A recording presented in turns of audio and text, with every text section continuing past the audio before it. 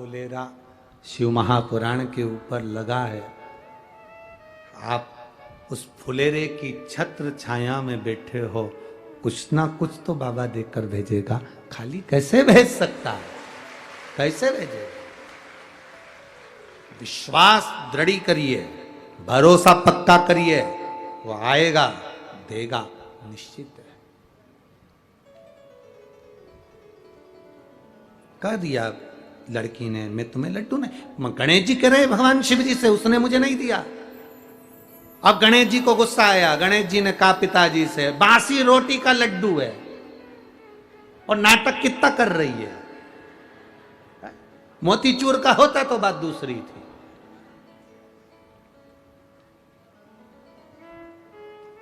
शंकर भगवान ने पार्वती जी को इशारा कर दिया, आज इसको एक भी लड्डू मत देना। आज गणेश जी को लड्डू नहीं मिलना है। मां के पास में श्री गणेश जी महाराज पहुंच कर कहते हैं, मां भूख लगी है, मोदक देना, लड्डू देना। मां कहती आज तो बना ही नहीं है।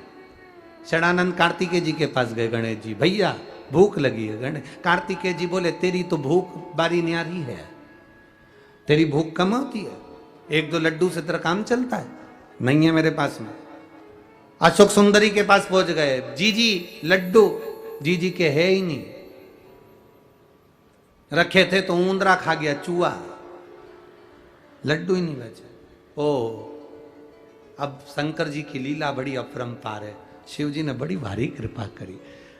गणेश जी को भूख लगी, और जब भूख लगती है तो चाहे सास हो, चाहे बहू हो, चाहे तुम रोज पिज्जा खाओ, चाहे बर्गर खाओ, चाहे चाउमीन खाओ, जब भूख लगती है तो बासी रोटी भी निपटा जाते हो।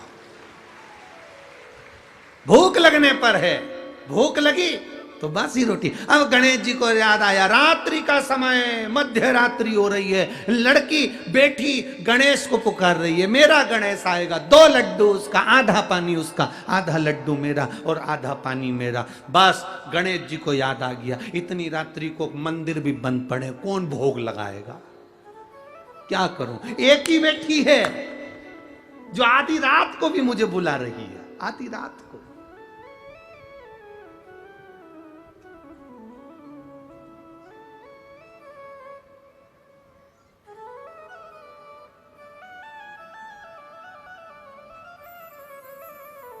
आज कोई पूछ रहा था, गुरुजी कल गणेश जी बिठाने का समय क्या है? 19 तारीख को गणेश जी बैठेंगे तो उनके बिठाने का समय क्या है? हमसे पूछ रहे थे। अब हम तो शंकर जी के भगत, शिव जी की उपासना, अब हम क्या समय बताएं? तो हमने उनसे कह दिया, जब गणेश जी फ्री हों,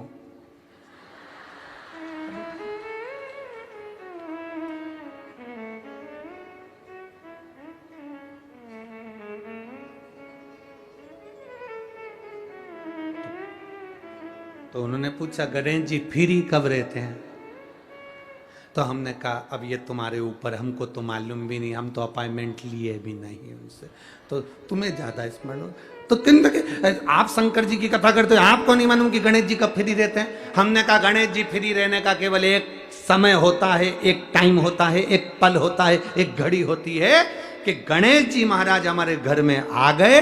गणेश जी की सबसे पहली जो आरती हो, उस आरती के समय पर अगर धूप बत्ती जलाई जाए या गोबरी को जलाकर उसमें गूगल छोड़ी जाए और गूगल छोड़ने के बाद गणेश जी का नाम ध्रुम वर्ण कह दिया जाए, तो गणेश जी को तुम्हारे घर की पूजा स्वीकार करना पड़ती है। बस वो समय हम जानते। हम तो बस उतना जानते हैं कि शिव महापुराण में लिखा और मुद्गल पुराण में लिखा, गणेश पुराण में लिखा, गणेश जी का एक नाम होता है ध्रुम वर्ण। क्या नाम है? ध्रुम वर्ण गणेश जी का एक नाम होता है। जब हम धूप जलाकर और धूप लगाने के बाद में गणेश जी की सबसे पहली आरती करने के पहले, अगर हम सबसे पहली आरती गणेश जी की कर रहे हो, अपने घर में स्थापना कर रहे हो, बिठा रहे हो, और तुम चाहते हो कि गणेश जी मेरे घर में आके मेरी पूजा को स्वीकार करें और जो मांगू मेरा गणेश मुझे दे 10 दिन के अंदर, तो पहला नाम लेकर पुकार लेना ध्रुम वर्ण विनायक, बैठो, बस काम हो गया। वो फ्री होकर आता है, वो बैठता है अलमस्तता में बैठता। अब वो हमसे पूछे समय क्या है, हमने कहा देखो हमारे को तो मालूम नहीं, बस इतना जरूर जानते हैं कि ध्रुम वर्ण नाम के मेरे विनायक, जो जिनके शरीर से भक्तों के ताप मिटाने के लिए अग्नि तेज निकलता रहता है, जिनके शरीर से धुएं की भांति अग्नि प्रकट होती रहती है। अग्नि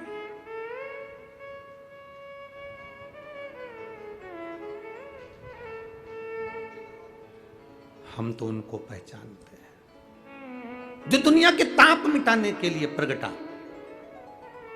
उनके शरीर से अग्नि धुआं तेज पुंज प्रकट हुआ। वो ध्रुम वर्ण विनायक साधारण, उसका केवल नाम उच्चारण कर कर भी अगर विराजित किया जाए, वो आया स्वीकार करेगा।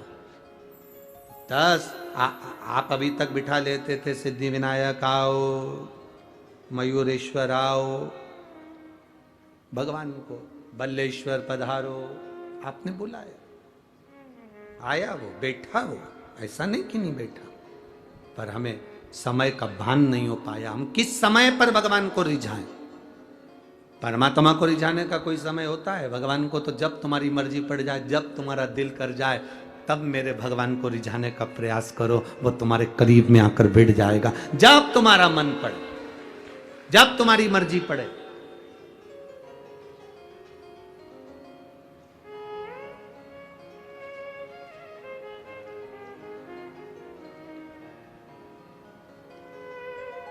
शिव महापुराण की कथा कहती है